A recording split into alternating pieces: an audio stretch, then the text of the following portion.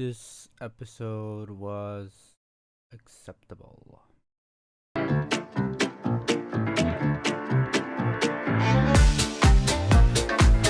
So, finally, it's at the end of the season.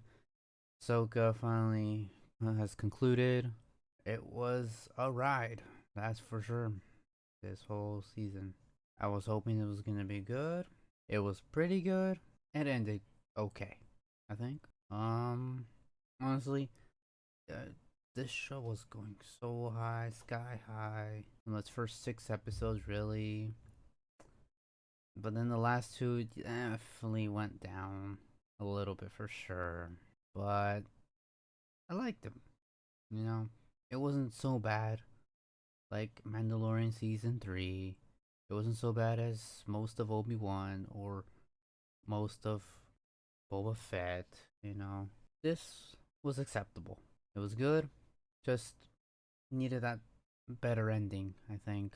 We could have had a better ending from all that great build up we had all throughout the season, honestly. I mean, at least we finally got to see some dark magic with like the fights between Morgan and Ahsoka, a rematch actually from back to season 2 of Mandalorian episode 3, 2 or 3, around there. The fight was actually really good. I actually liked the fighting in this one. What I didn't like was actually the fight with all three, Sabine, Ezra, and Ahsoka versus the Night Troopers when they died and came back to life. That was cool actually. They turned into zombies, which is cool. But that's when their lightsaber skills were a little odd. They felt slow and sluggish with some good moves, especially with Ahsoka, ones with the cool shot in the end of it, but nothing too dramatic. There's one thing I definitely disliked was how Sabine got her powers, or the Force, really. She did this Force push jump for Ezra to jump on the Star Destroyer, and that was so awkward. It cringed.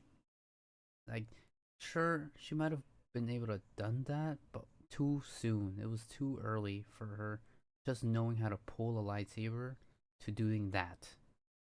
That was so jarring. I did not like that at all. If she was still training using the Force and we saw that same move next season or any other moments after, it would have made more sense. But here, it just felt so out of nowhere. Did not like that. But all in all, it was still pretty slow. We did not see enough of Shin or Balin in this episode, unlike all the other episodes prior from that build up, that story we're getting.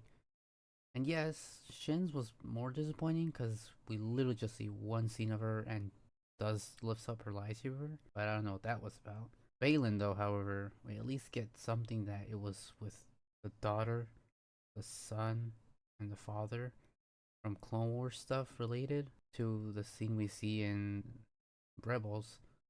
And again, we see them, but in statue form, which was awesome. So at least that paid off a little bit in the direction we're going with his story, which was cool.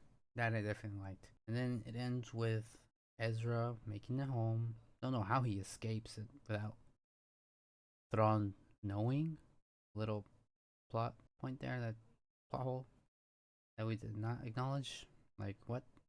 I didn't even know he was escaping. Just knew he was on the ship already and finds Hera somehow. Okay, but at least he makes it.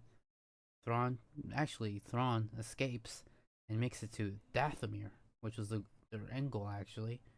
That's part of the deal apparently, I guess, with the sisters. Well, that will definitely be cool. That will definitely pay off. Hopefully, season 2 or wherever we see these characters again. It ends with Ahsoka and Sabine just staying back with the Nodes people and just look up into the sky as it gets dark. Sabine turns around and Ahsoka stays there one bit longer, smiles, looks away, and then we see one last shot. And that last shot was with Anakin ghost, Force ghost, and then that's it. That's how it ends. It was an acceptable. Like I'm saying this again, it was an acceptable ending. It was fine, but nothing crazy, nothing jaw dropping. And for me, it can only be probably a 6 or a 7 out of 10, really, because of Anakin's Force Ghost. That's for episode 8. For the full season, however, I think it was a. I can definitely recommend this show. This show was. I'm really surprised that we were able to actually pull something good finally in Star Wars again. And this is something that I would definitely recommend for live action Star Wars.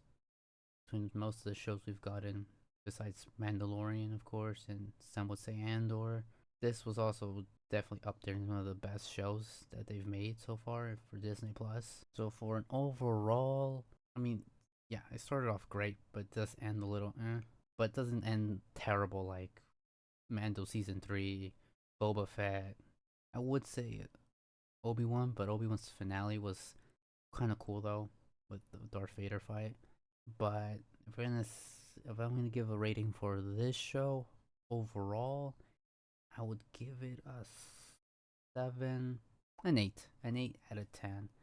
Just they pretty much nailed it on like so many great moments throughout this whole season. But it falters in some of its writing, pacing of especially the last 2 episodes, with the urgency of Thrawn leaving, them being stranded behind. It was such a big letdown from the build up in the past 6 episodes. Just some incompetence in how they moved around in this world, even though because of its urgency, it's just bad, like, not good. And that's what the impact of the show's ending did not land, but it did overall. It was a good show that could definitely be recommended. And something hopeful for the next projects following whatever happens from here with Thrawn. Anyways, thanks for watching. Moray out.